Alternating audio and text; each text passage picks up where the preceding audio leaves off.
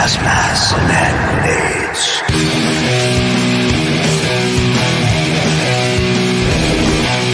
Gas masks and hand grenades.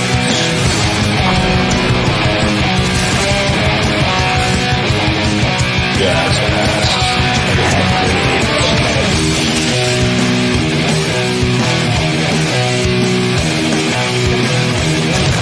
grenades. Gas masks and hand grenades.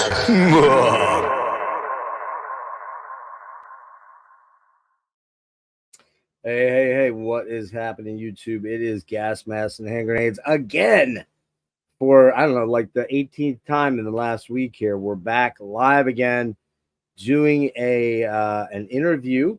And today my guest is the guitarist, lead vocalist, songwriter for the band Necrofier, who are out of Houston, Texas, which is interesting because I used to live in Houston.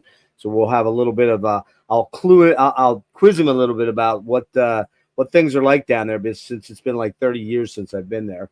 Sure, it's vastly different, but the band is Necrofier. The guest is Christian Bakka Larson, and we'll bring him on right now and say hello to him. How's it going, Christian? Doing good, man. How are you? Good, man. Good. Thanks for doing this. Got hooked up through Will. We'll say a shout out to Will Yarbrough over at Seasons of Mist. Oh, yeah. Season of Mist. I keep saying seasons, but it's actually Season of Mist. He hooked us up, and as I had told you, you were a band that I'd heard your name before, but I really didn't know your material. So I've been getting familiar with it here over the last 8-10 days. We were supposed to do this on Monday, but there was a little bit of a mix up on Will and my end, and so we put it off to today. But so I appreciate you being open to coming back on here. Tell me, Christian, a little bit about the origin story of the band, the history of the band. You guys are from Houston, Texas. We'll touch on that in a few minutes here, but give me a little bit of a backstory on how you guys came together and you know what the lay of the land is as far as the membership and what your sort of ethos is as a band. It originally started off, Dauber and I have been friends for a long time, and he made something saying he wanted to do a black metal project, and I was like, hey, I got a bunch of stuff written, let's do this. And I didn't really think he would go anywhere because Dauber's a pretty busy guy. Okay. But, and he's in Ocean of Slumber, right? Okay. He's in Oceans of Slumber. He used to be in Insect Warfare, Malignant Altar. Okay. So I sent him some tracks, and he was like, cool, let's jam. So it kind of just moved from there. Matt was living with him at the time, so he's like, do you want to, because I thought it was just going to be a studio project. Right. And he's like, well, Matt's here. You want Matt to play bass? And I was like, sure. And then it just kind of went from there. Now, you have you been in other bands before? You've been in one or two other bands, right? Like that are the last, like I was in Venomous Maximus. If you're from Houston, I don't know when you lived here. Oh, dude, like millions of years ago, before you were born, I'm guessing. I lived there, and I'm 58, so okay. I lived there in 76 to 80. Okay, yeah, I was born in 80, so there we go. Yeah, there you go. So okay, I was in kind of like a heavy metal / kind of stoner rock band called Venomous Maximus, kind of like 70s stuff kind of sounding. Oh, cool. For a while, and then that ended, and then I basically just went right into this. I also have a heavy metal band called Night Cobra from Houston too. So Night Cobra. Yeah. And now is that a cover band or no? It's all originals. Kind of like traditional heavy metal, kind of punk, like think like Merciful Fate, but more punk. Okay. A little new wave of British heavy metal influence in there. Because that's what I hear in this album. The album being in the Burning Shadows in the Night, right? Yeah, we did like because my two favorite types of metal are black metal and heavy metal, and we're like there was a lot more heavy metal influence on a lot of these songs. You can definitely hear that. I mean, and you're wearing a Wasp shirt, so that's clearly a good thing, man. Love those for 5 or 6 Wasp albums. Hell man. Yeah. I do a traditional heavy metal fest called Hell's Heroes in Houston too. Yeah, that's new, right? Fairly new. Last couple years. I think this year's the 6th one, so it's kind of new, but not. Okay. Now you're involved in that? It's mine. Oh, that's yours. Yeah.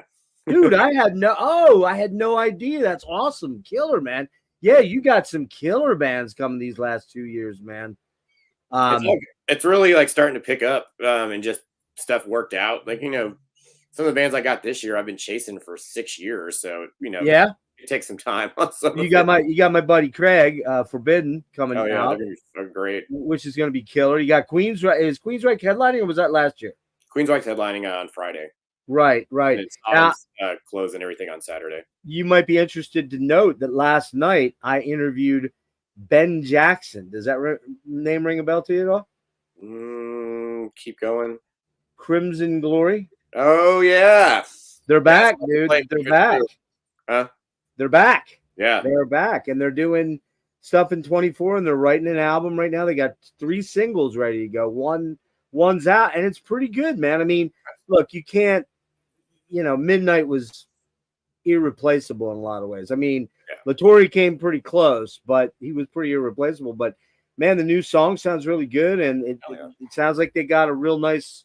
They're on a pretty cool roll, and that'd be a band maybe for next year. It's on the list for like I'm always putting together stuff, or I feel like on the fest, it's always like, oh yeah, that. Yeah, well, there you go, man. I'll put you in touch with Ben if you'd like. So, please. So getting back to you guys, and I didn't say the name of the album right, did I? It's Burning Shadows in the Southern Night. In the Southern Night, yeah, in the Southern Night. Tell me a little bit about that title. Like, what was there a significance to the title and how it related to the music for you? A lot of the record has to do with kind of like I don't know, like burning for your dreams or what you're trying to achieve and things like that. There's also a bunch of just kind of like random, like like left hand path, like Luciferian, like theology throughout the whole thing. But the title has to more do with kind of like we're from the South.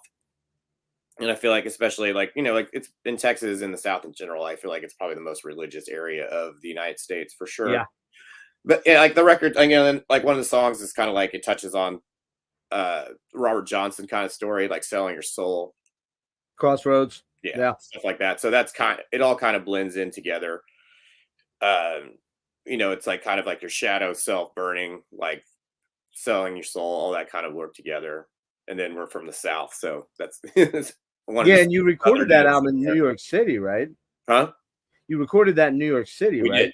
We recorded it at Studio G in Brooklyn. Is that the first time you've traveled outside the state to do like a recording project? A long time ago, my old band went to Portland to record with Joel from Toxic Holocaust. Oh, okay. And that experience was great. Like, I mean, Joel's a good friend. I love him, but I like going to travel somewhere to do the record. So it's like you start the record, and then it's like you're in the record, and then you're like, here we go, we're done with the record. I'm like, awesome. I mean, there's also benefits to doing it in your hometown and not doing it all in one chunk, but I do enjoy like at least a good chunk of it being like all at once. Kind of linear. You're able to focus a lot, right? Yeah, because I like, and some of it I mean, doing all the music is cool, and then maybe going back and doing the vocals I also like, and then you can kind of sit on it and see if there's stuff you want to change and things. But now you're the vocalist. What you mentioned the new wave of British heavy metal and traditional metal elements. So give me a couple like your favorite bands that like you feel you can hear the influence on the album, and then some of your black metal influences. Because I definitely hear like Dissection, of course, that mellow death, or not mellow death, but that second wave of black metal, the mellow black metal. There's like in that world, it's like Dissection, Rotting Christ, and stuff like that, which are black metal bands that are heavily, I would say, heavy metal influenced. Like, Old Samael, a little bit of Immortal and some things like that. I hear a little bit of like the not so much the pure Holocaust stuff, but a little bit like the kind of more like mid-air, like Winters. And stuff like that. Yeah, what's it called from the north? I'm blanking out. What the hell's the name of the album? Man? I can't remember it. I'm totally blanking out on it. Yeah. Somebody will tell me in the comments. That's terrible. I'm thinking of Gates of the North, but that's not it. I know. Well, now that you said all these words, I can't. Like, I'm like, I know. I don't know. Somebody tell me. Andrew, you're in the chat. Tell us the Mortal album I'm trying to think of. The one that Abbott did all the no, not Battles in the North. The one after that. God damn it. Sons of Northern Darkness? No, the one with all the crazy cool melodies on it. that are kind of sloppy though. Damn it, what's going on? Oh my god, this is terrible. I'm feeling like such a dumbass. It's like their 5th album, I think, 5th or 6th. At the Heart of Winter, yeah. At the Heart of Winter. That's the one I'm I was like, trying to. The Heart of Winter is the one I was gonna like. I was saying earlier, like it's just a lot of that. Yeah, like I love that record, and I feel like it kind of fits in. yeah, it really does. It's maybe a little less. You're a little more melodic, and maybe it's tempo wise a little bit slower than some of those songs. But there's a lot of that melodic stuff going on, and I definitely hear like the Wasp and Priest and even the Maiden influence, that melodic sort of sensibility to it. Because like in the traditional heavy world, like I mean, of course, like Priest and like King Diamond and Merciful Fate and stuff like that. And also, I mean, I love a lot of stuff like Cat. Cat, yeah, Cat's the fucking best. The like, great Cat. Oh my god, dude. But you know, also love like Bulldozer. Stuff in that range, like Satan, all that kind of stuff. Yeah, like Insider, all that stuff I love. Yeah, I just it's crazy. Like I said, I'm 58, so I'm an old dude. But we just my buddy and I do a thing called the Forgotten Metal Gems of the 80s and 90s. And somehow, man, I somehow always knew about him, but I never checked him out. Was Nasty Savage. And Nasty Savage is sick. Man, dude, the riffs on those albums are fucking killer, man. And Nasty Ronnie's just insane. He's kind of like he's like fucking Cronus. And if you took Cronus and King Diamond, married him and had a baby, that would be a Nasty Ronnie, right? Yeah, he's fucking wild. Still smashing TVs on his head.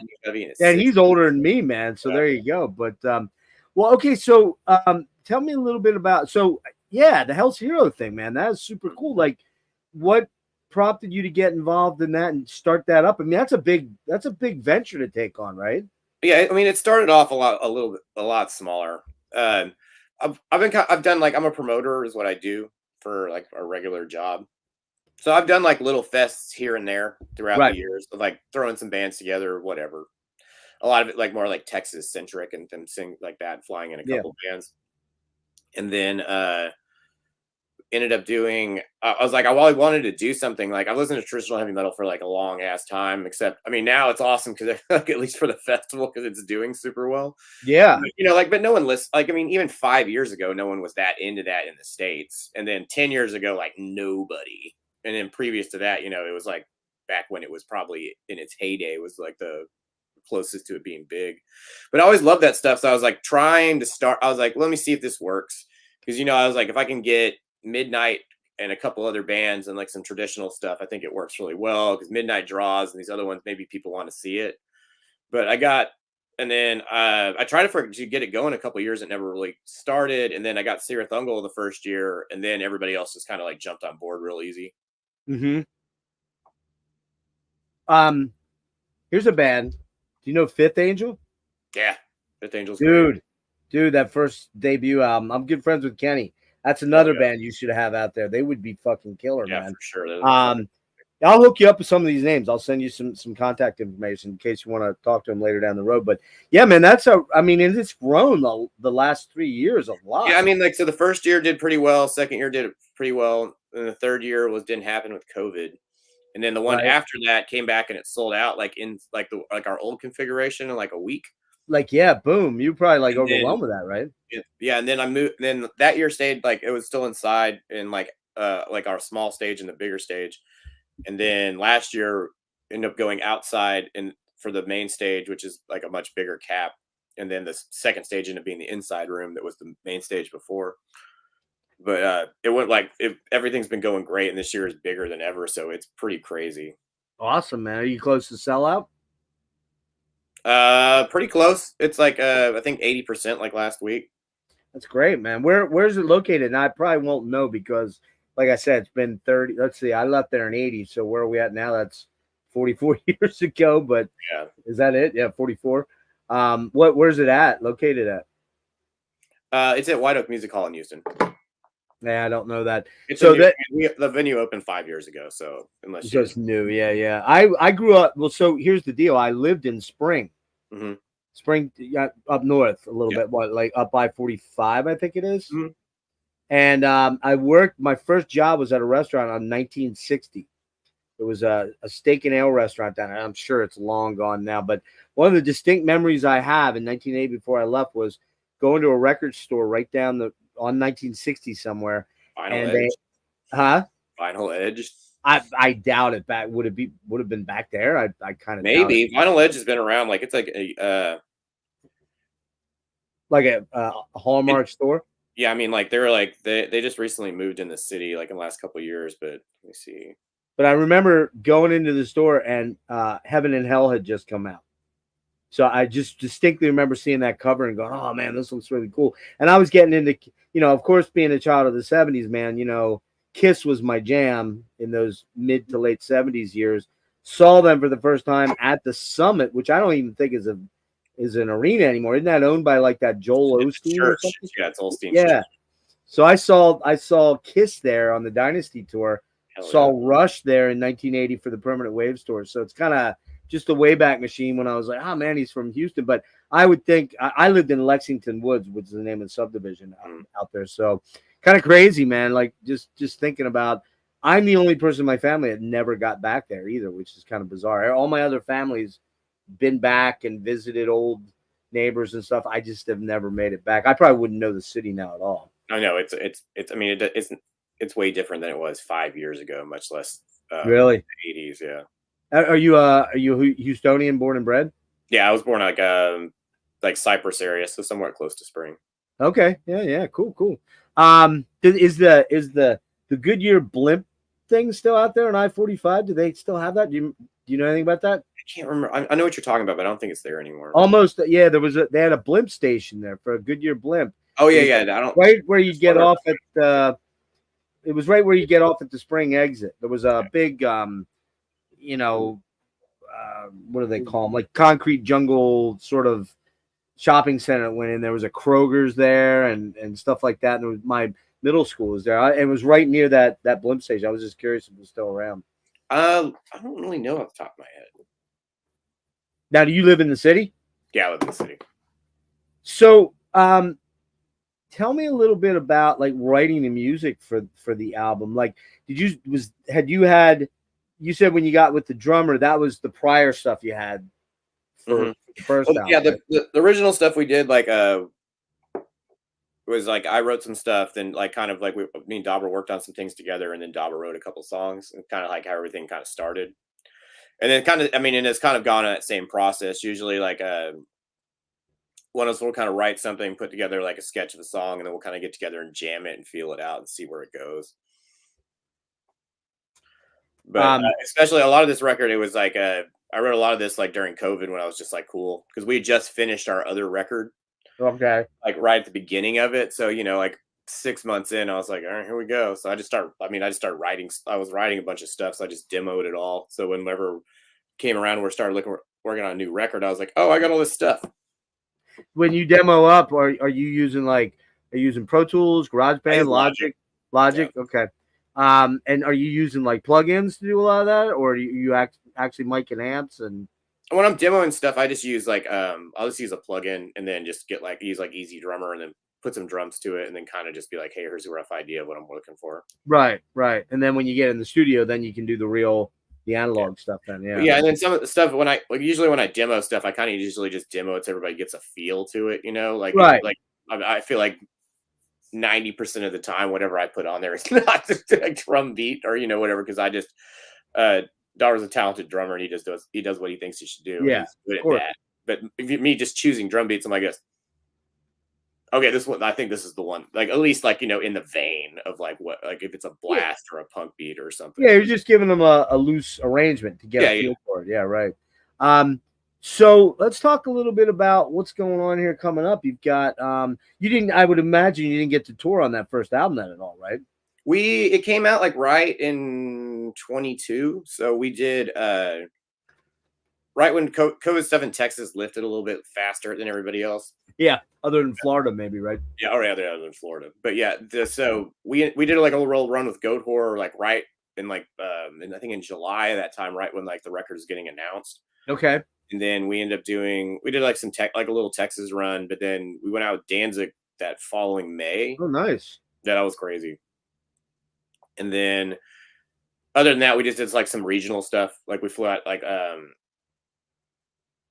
just kind of like Texas runs with other people and some things like that. And then we ended up doing, when this record came out, we did a tour at Midnight last summer. And then we've done some stuff we did some things with Hulder in Texas last year and some other things. Okay. Uh, And so you're getting now to do, you're going out on the Decibel tour, which starts here, you said on the 23rd, right? I think it's 21st. Okay. But yeah, this will be our longest tour. Like I feel like a lot of the things we've done have been like 2 or 3 weeks. So there you are on the cover of Decibel. Kind of cool. Yeah, that shit's crazy. Yeah. Is that your first magazine cover? Yeah.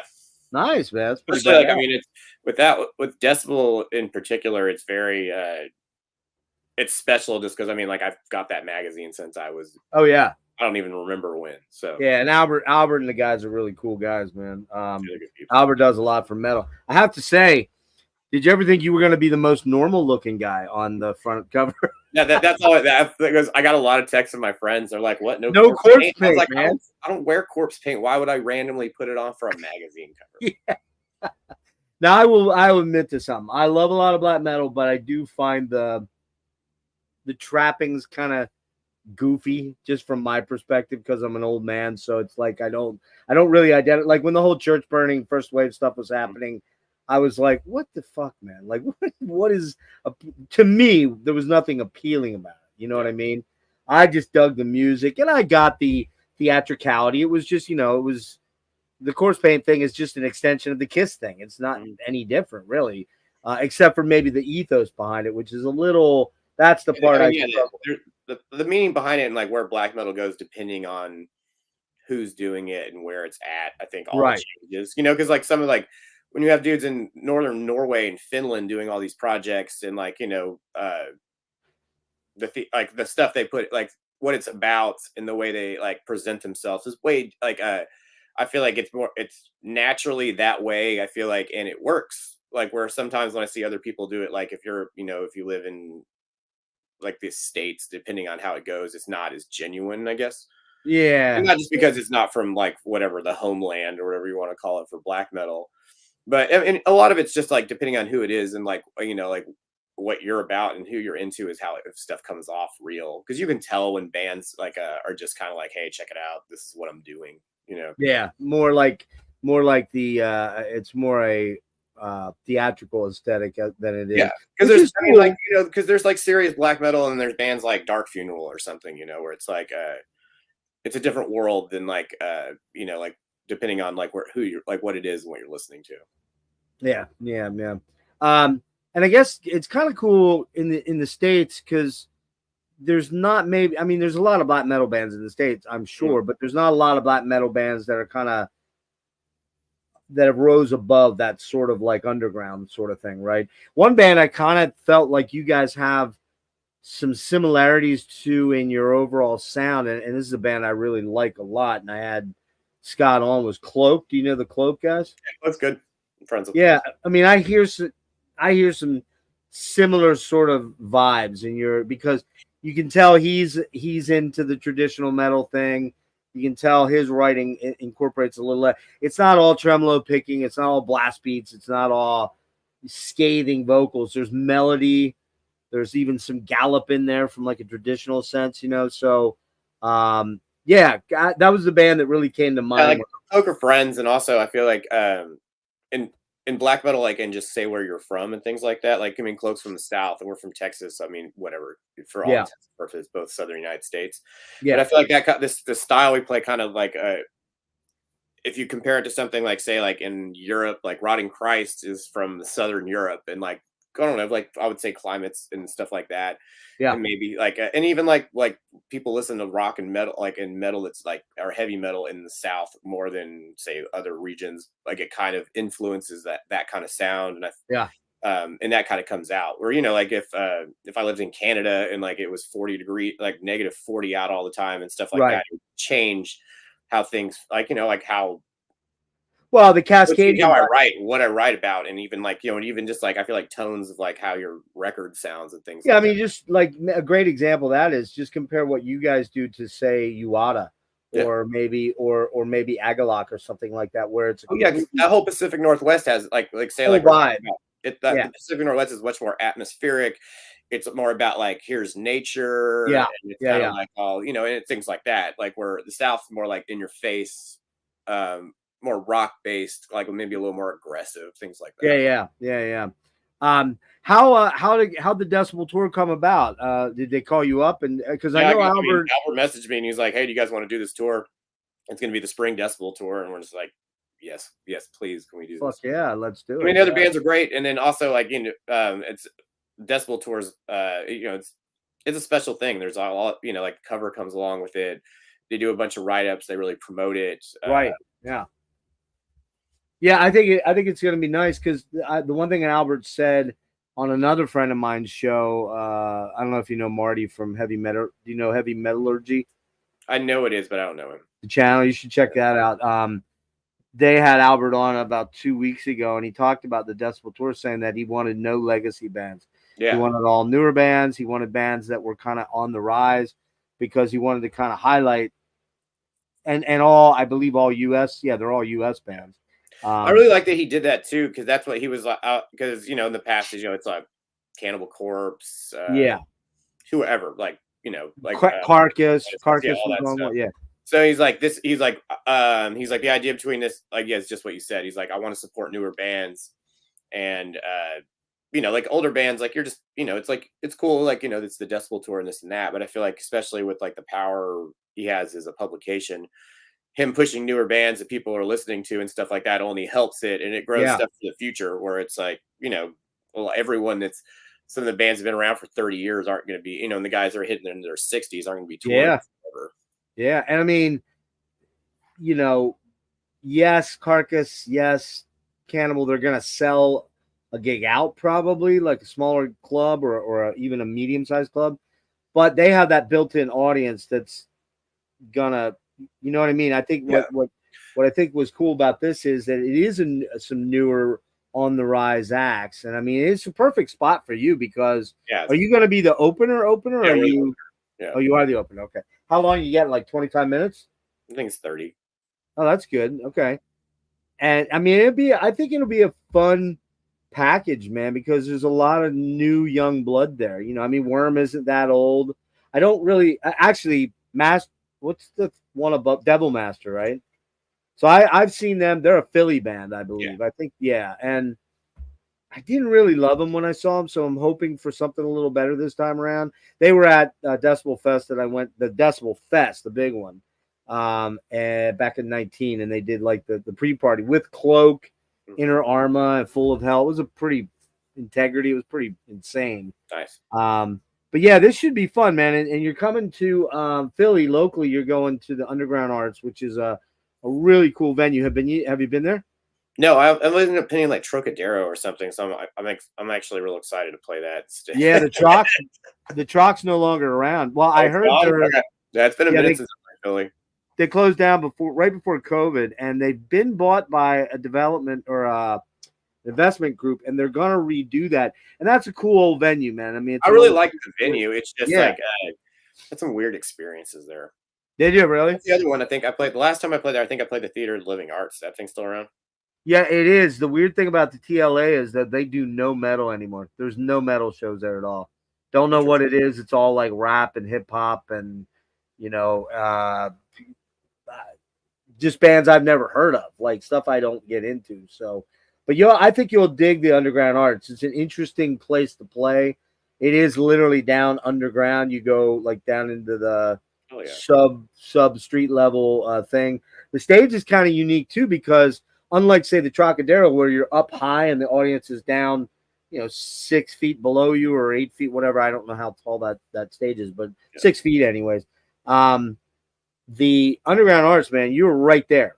I mean, there's the stage is literally maybe you can just step right up onto it. So, and it's kind of like a semicircle, half of an oval sort of thing. And you're right there, man. Like the audience is going to be right there. So you'll get a lot of that really cool feedback from the audience as to how you're getting into, you know what I mean? Yeah, I like that. So, and I anticipate it will do well. I really anticipate this tour is going to do. Yeah, I'm excited. I think it's, all the feedback about it has been really good, and it's also I feel like there's a lot of it'll be like people that are younger, like I mean there'll be like all ages of people, but I feel like Sure. with the bands that are on it, there's more of like people may be more accepting to listen to things they haven't heard or check stuff out like that, opposed to when you play with somebody like Cannibal Corpse, yeah, like there'll be some people that listen like are like, oh, this is great, but Yeah.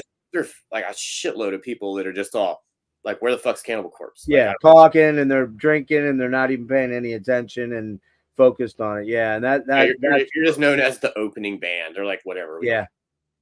Yeah, that kind of does blow. I get that. Yeah.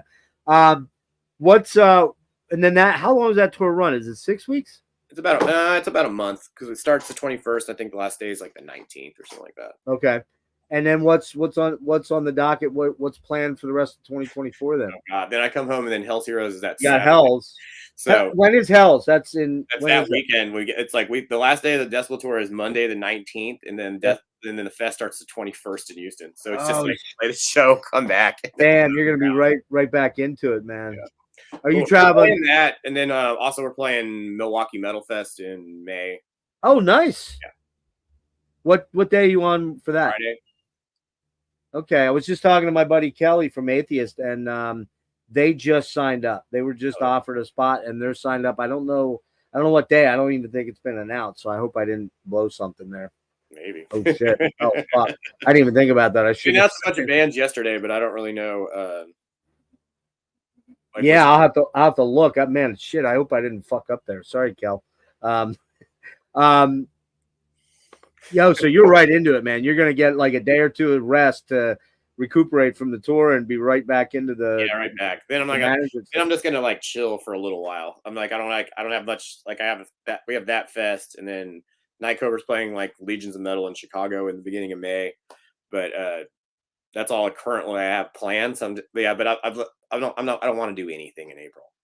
Are you coming up? Are you coming up like as a fan for like MDF or anything like that? I think I'm gonna go to MDF like after like because we'll be in Milwaukee, and I think play the show, and I think I might hang out Saturday and then come back and then fly out and come back and go to like MDF on Friday or Saturday and Sunday. It's almost too good, man. It's almost as good as the one in 22 with all the fucking insanity, man. I mean, there's so many killer bands that are finally gonna be here. It looks like. I mean, Craig Forbidden's doing it. Yeah. My Dying Bride. Bloodbath. The list on MDF this year is great. Insane. They do such a killer job. But it's cool you're doing something down there, even though it's more traditional metal based. Although you do sneak in some more heavier stuff as well. It's like you got to branch out a little bit stuff. But yeah, I feel like it's the opposite of MDF. Or MDF's kind of like mostly. It's like it's mostly. I would say like a lot of there's like death and crust and like and there's a decent amount of black metal on it too, but and there's thrash and things like that. But like the thrash, and then when you get to like say doom and things like that, or traditional heavy metal, they'll have like one traditional heavy metal band. Yeah. Like like one doom band where like I'll have a shitload of traditional heavy metal bands in one death metal, one black metal band or something. Yeah. And that's cool. That's good. That diversifies, lets you kind of stand out. And I know, I'm not trying to do something somebody else is like. I mean, that's the whole reason I started the fest. Is I want, like a lot stuff like that didn't exist in America. I mean, a lot of you'd see some things like that in Europe a lot more. Yeah, probably the only thing I don't want to do MDF Part 2. MDF already does a great job. I don't exactly why. I mean, that may be the only kind of knock on Milwaukee Metal Fest, but I know that Milwaukee was an institution and was there first. So Milwaukee, I mean, you can. It's a weird thing on that because Milwaukee Metal Fest is not what it used to be. There's just no way. Yeah, all those bands, like a lot of the stuff they had play it and that kind of vibe is just like those bands have either gone a different direction or are just way too big to do anything like that. Yeah. No, but like, I give props somewhere like between like some MDF stuff and then a lot of like I would say like the more mainstream things that are out. Right, like the Biohazard stuff, things like Biohazard, or like they had Lamb of God and Anthrax and some stuff like last year, or which is cool. I mean, look, I give props. It's totally fine. It's just different. Like I give props to James. I think they need to like with MDF and other things. It's better if they sit somewhere else than like you don't want to. at least I don't want to do something someone else is doing. So Yeah, I would think the only thing that's kind of very nebulously like Hell's would be maybe Prog Power, because they do. Although you're not bringing like a lot of like exclusive just prog bands. yeah, I mean, like Prog Power will book like one band I would book, and the rest of it I'm like, no, I would never book any. Right, of those. right. But I mean, Prog Power has had some rad stuff and had some good lineups. It's just at least for what I listen to, it's a little left field. Yeah. Yeah, so what I'll do is, because this came together rather quickly and I had a shitload of things I was doing leading up to this, and I had to kind of, I don't want you to take it the wrong way, but I kind of had to shoehorn it in. I didn't have enough time to even get a proper description in the video, so I will do that. I'll actually add the links to Hell's Heroes for you and all the band links, do a little bit of a write-up, and then I'll make sure. Well, actually, when we end here, maybe you can get me your email address, and I'll send you some contacts of some guys that I think you should really think about maybe reaching out to, man. I think would be pretty cool. The guys in Fifth Angel are good buddies of mine. I think that'd be a killer That'd be a good one for next year. That debut album, top 5 album for me. I just love that album. Anything else you got going on, like on the side? Any other projects? The heavy metal band I'm in, Nightcover, we just finished recording a record, so hopefully time later this year. Is that going to be independently, or you? I'm not like High Roller put out the last record, so but we're not like we don't have like a deal with them like that, so okay, I'm gonna kind of play it out and see who wants to do it. I really don't want to put it out independently because I don't feel like I did the last one. High Roller did Germany or Europe and Asia, and I did the United States, and I'm just tired of going to the post office. At least like when the record comes out, I'm just like, no, I can't do this. Like, yeah, I mean, I can, except I would rather someone else do it at this point. Yeah, pay somebody to do all the administration and I mean, like that's like a whole 2 weeks of my life just to get like records and shirts and CDs. I did that. I'm super thankful for it. It's just I'd rather be doing something else. It's a lot of work. It is. I did that for, I don't know if you're familiar with the band Porcupine Tree. Mm-hmm. So I worked for them years ago, and I did like all the street team activities and put their whole street team together. This is 15, 18 years ago. Mm-hmm. And I actually did artwork and designed a t-shirt for them for the band street team. And man, it was, they gave me permission to do like 1,500 shirts. I think I did like 16 or something like that. It was like a solid month of running the post office multiple times a day. You're like, holy fuck, man! Like your whole life revolves around taking over your life. It's yeah. So I'll get that info down in the description for you, and I'd love to come down to the Hell's Heroes. I have some health problems that might make that difficult, but I am planning to go to MDF because that's only about an hour drive for me. So if let's keep in contact, and maybe when you're down, I'll definitely run into you down at Underground Arts in about 3 weeks, I guess it is. I think you're playing. It's coming up quick. The 8th, I think it's March 8th. I don't know. Yeah, I'm pretty sure it's March 8th. But I'm coming down to kind of cover the thing for seasons and do sort of I'll do like a thing. And maybe what we can do when I come down there, if you've got time, we'll connect privately here. I'll see if you got a little bit of time. Maybe I'll bring my laptop along and do a little bit of like an interview. I'm down there. Like that. Just a quick little thing, but we'll see if I can hook up with some of the other people in the entourage. But anything else you want to throw out there? I think we covered everything. All right, man. Well, I appreciate you jumping in here, and good luck on the tour. And I think it's going to be a good thing for you guys. And like I said, man, I'm very picky when it comes to black metal. Mm-hmm. Very, very picky. And like some of the bands that everybody loves, like I'm not a Mayhem guy. Mm-hmm. I am, I'm not a Burzum guy. I just am not. I get that there's something there, but to me, it just sounds like it sounds like 10 screaming cats in a bag just over really shitty production. I like well-produced black metal. I hate to say it. I just am that guy. And so your stuff really fits the bill because it does have that little bit of edge of traditional new wave of British heavy metal vibe to it, where it's enjoyable to my ears. So, and I like your voice too, man. You got you're kind of in that. Last question, If you had to pick, like, who is your most influence for you as far as singing in that vein, who would be like the top 2 or 3 be? Man, Sakis for sure. Yeah. I guess John from Dissection, but then some of it, like, there's just like then I got it kind of goes into like a blurred world of like just like no, I don't think anybody in who would be the other ones. Those are like the obvious ones. I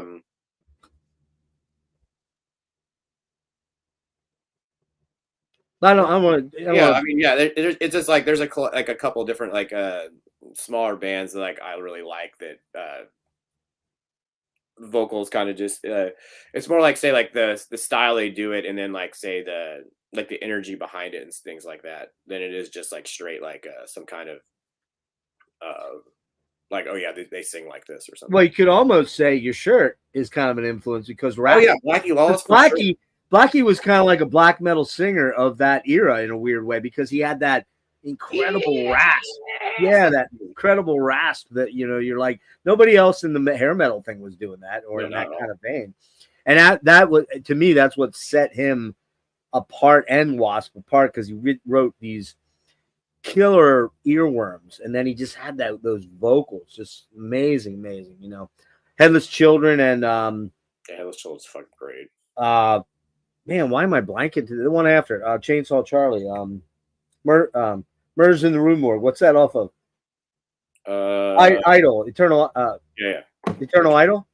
I think right? So. Yeah, Eternal Idol. Just fucking killer albums, man. So good.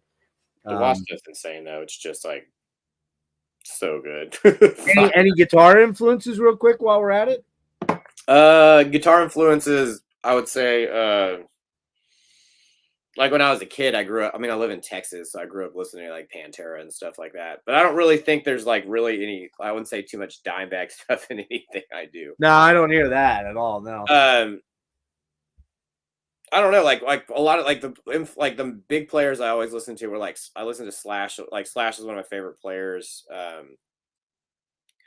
And then after it goes from there, not really anybody just like where I'm like, hey, cool, I want to sound like this dude. Like, well, you could maybe say a little bit of the Merciful Fate guys, Denner and Merciful Fate guys. Yeah, like I really love their playing, but like I don't really like a lot of my style isn't end up playing like kind of like how they're doing it. Yeah, Crimson Idol, not Eternal Idol. Sorry. Thank you, James. Yeah, Crimson Idol. Yeah. I don't know what the hell is going on. I got stoned last night for the first time in like 8 or 9 months, and I was like in outer space, and I think I'm still a little bit stoned today when I woke up. I don't do it very often. I had an interview yesterday, my first live interview with a local band called Medusa's Disco, and they're this trippy, psychedelic, you know, elements of Zeppelin and all kind of, you know, surf rock and stuff. And we were sitting there and they were smoking the whole interview. And I, you know, like vaping and smoking. And I was like, damn guys, like I can't do that while I want to drive home. And they gave me a little baggie of weed to come home. And I got home last night and I was like, yeah, why not? I'll give this a shot. Holy hell. I was in fucking outer space within like 20 minutes. I couldn't even walk. I was like, okay, going to bed now. That's So I think my brain's still a little locked in on that. But all right, Christian. Well, listen, man, super cool to meet you. I'm gonna hang loose for a sec when I end here, and we'll get some pass some information back and forth. And yeah, good luck on Hell's Heroes. That's just really well done with that, man. Really cool that you're doing that for the metal community. And I'm sorry I didn't know that. Now I'm glad I do. And really, you know, good luck with Necrofier and the Decibel Tour. And I'll see you down in Philly then. Hell yeah. All right, brother. Hang loose 1 second. Thanks to everybody who jumped in here. Sorry for the short notice. More coming. Just a quick note on the makeup for last night. Dennis's wife's car battery died, and that's why we weren't able to do the Metal Gems last night. We had to cancel. So we're gonna rehook up. Maybe do that Sunday instead. So and you saw I'm sure you. Yeah, I saw. Hard to miss it, right? Yeah. All right, brother. Hang loose 1 sec. Thanks, guys, for being here. All right, man. Cool.